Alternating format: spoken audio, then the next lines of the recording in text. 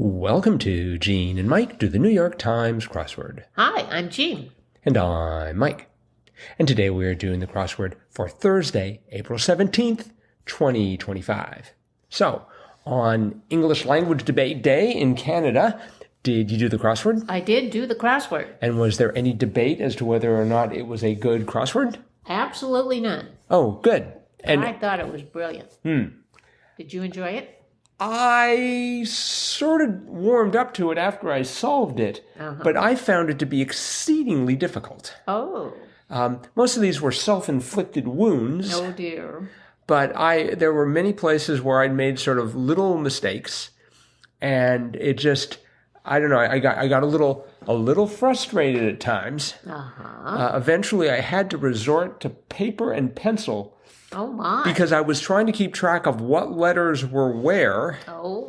And that turned out to be problematic because I had to keep track of 6 letters in my head. And I could not keep track of that many at the time of night that I was doing this. Oh, dear. So, but eventually I did persevere after much gnashing of teeth. Okay, well, good. I'm glad you persevered. Yes. So I gather you did not have the same degree of difficulty? Well, I thought it was kind of tough, but I got through it. There were a few hit and miss places for me too, but I got through it. And I guess I didn't have that much difficulty remembering the letters and where they were. So anyway, yeah.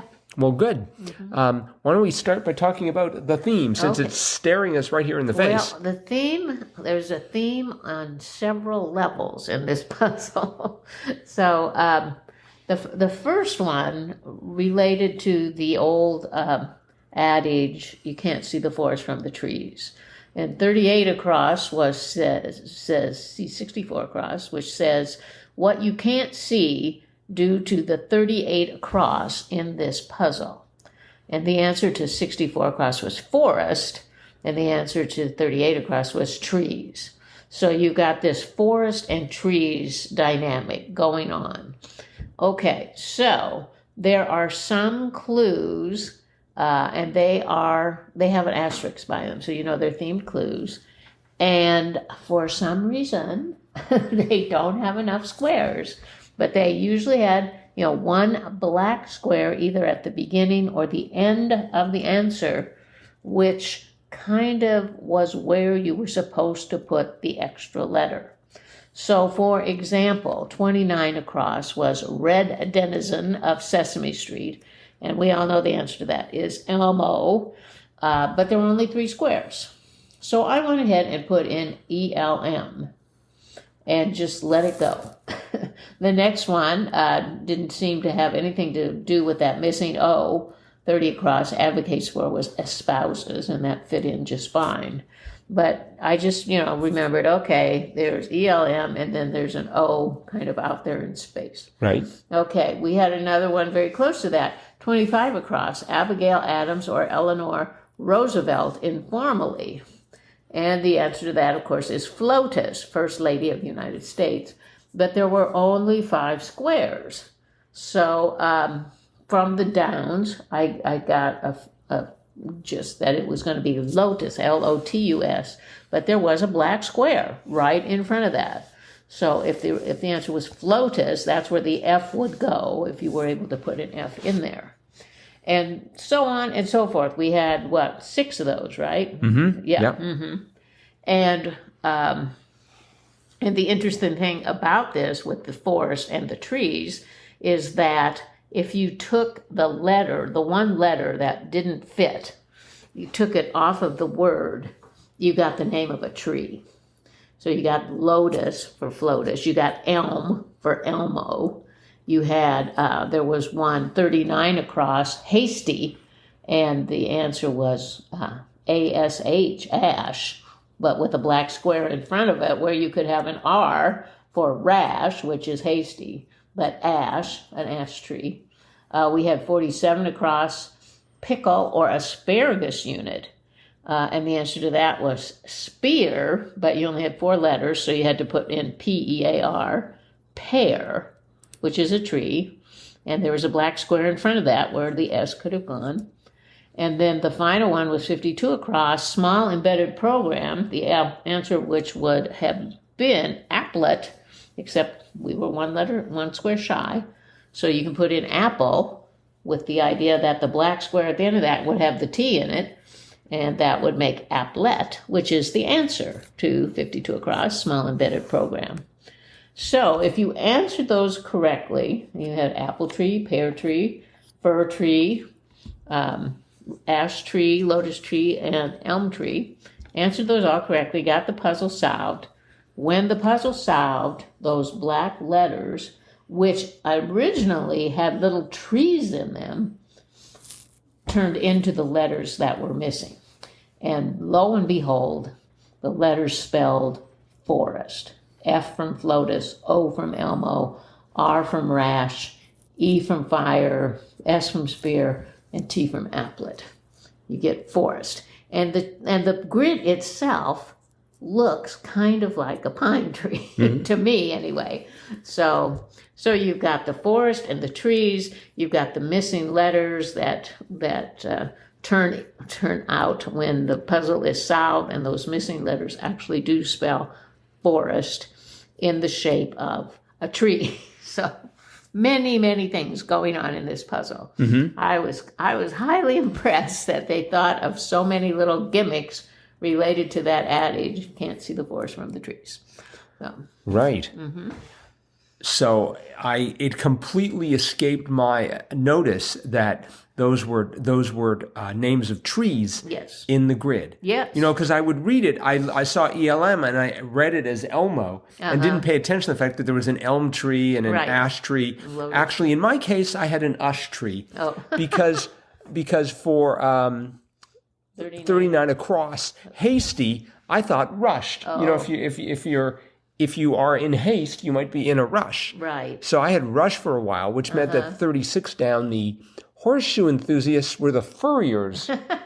and I thought, I wasn't sure about FURRIERS but it was FARRIERS. FARRIERS, yes. So I had a little trouble there. I also had a little trouble with 24 down. ABC's first program broadcast in color with the. So let me explain. 23 across was going back to Cali Rapper in 1998. I had it starting with LL Cool, and I saw LL and I thought LL Bean, and I've heard of the phrase Cool Bean, so I had LL Cool B. And then I had the E of the espouses, and for 36 across, the Consumer Protection Agency, I wasn't sure, but I thought it might have been the FDC. Or maybe the CDC. FDA. Either the FDA or the CDC. Either way, I had a C in there. So I had it starting off with the word bed. I had the ash, actually, because I had rush. So I had BEDS. And I had the O of what 3 is, 42 across crowd. And so I decided that ABC's first program, broadcast in color, was get ready for this, the bed sore. And I was thinking... Oh, that was one of my favorite shows. Not quite. It is not my proud... I'm not proud of that moment. And I was trying to remember if I've ever seen the bed sore. Where exactly did that plot take place? In a hospital. And then every now and then someone would come in to rotate the person, but clearly not frequently enough, hence the name, the bed sore. No, I don't. Anyway, after a little bit of navigation, I realized it was FTC. So then I had the JETSONS, and I thought it was bets on something.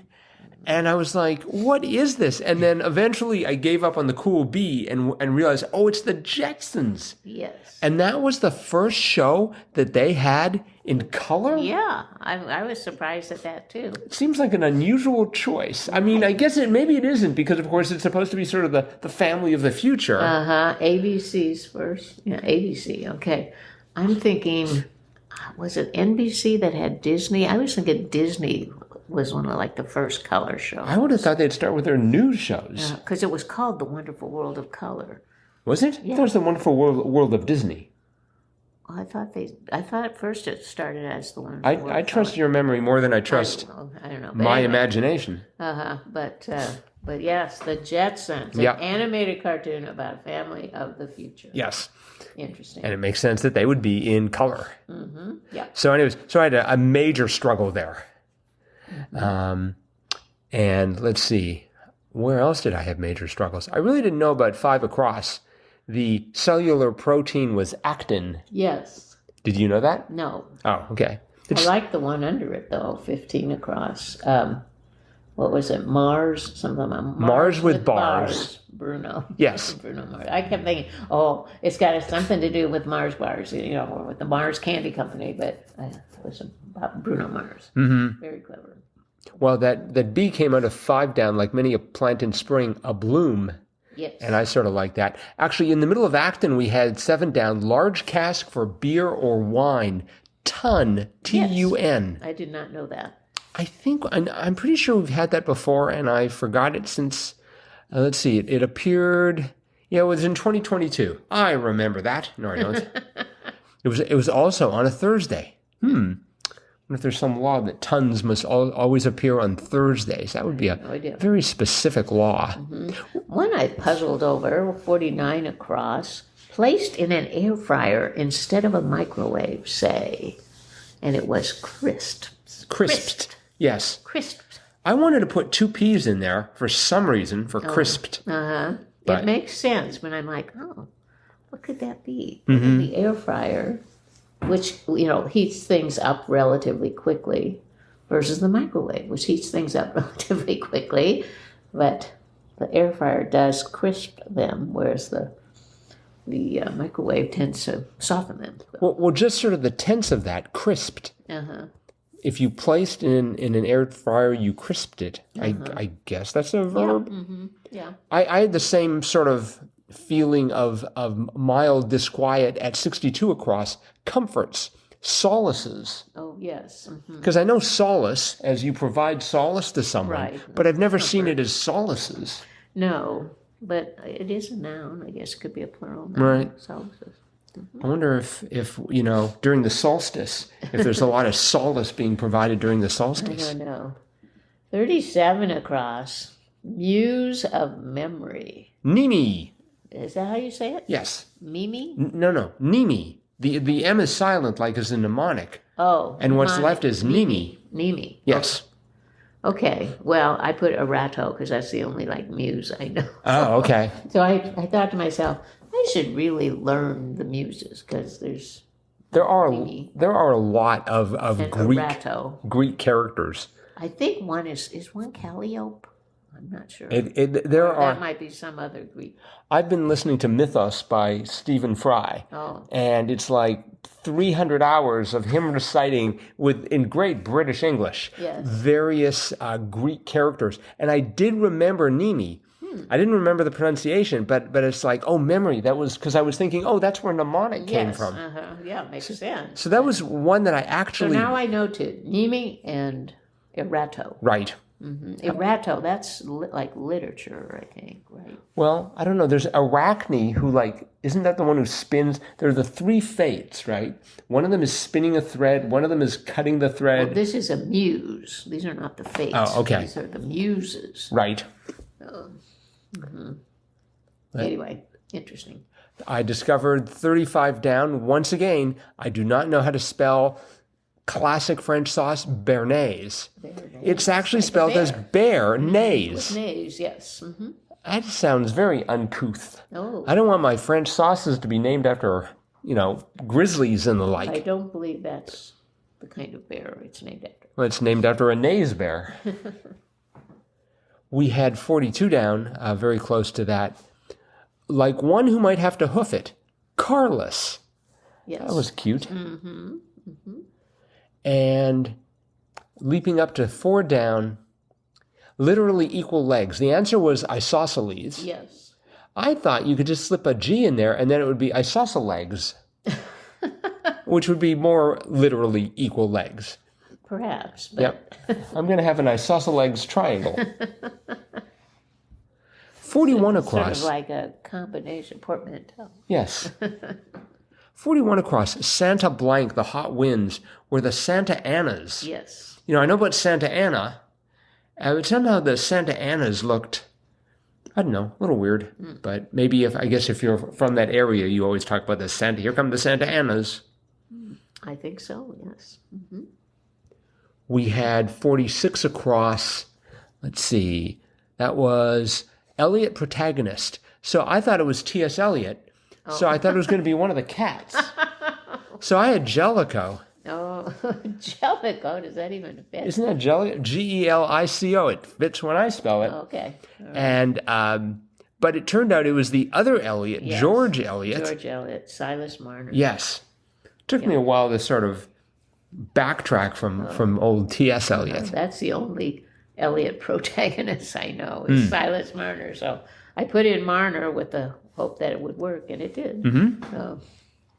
Well, as I say, I found this to be a major struggle. I don't even want to say how much time I spent on it before, but because we won't make you. Oh, good.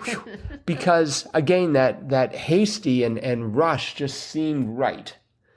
Yes. Especially since I didn't know that I was supposed to be looking for a tree. Right. Otherwise, I would have looked at the old ush tree and realized that's not right.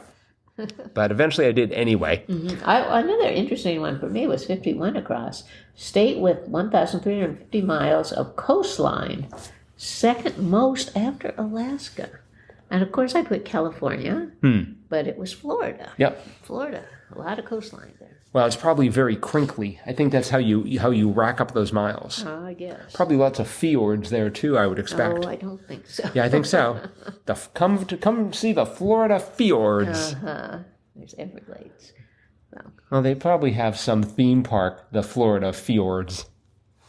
So perhaps. I think that is probably it. All right. Thanks everyone for listening. Yes. If you've been listening lately, you'll know we have a Triplet Tuesday contest going on. Yep. So please check out our Tuesday episode, and you'll have all the deets on how to participate. Right. The deadline is this Tuesday at 6 p.m. Central. Yep. So that is it for today. Thanks for listening. We'll be back again with our cutting edge analysis of tomorrow's crossword tomorrow. Bye-bye.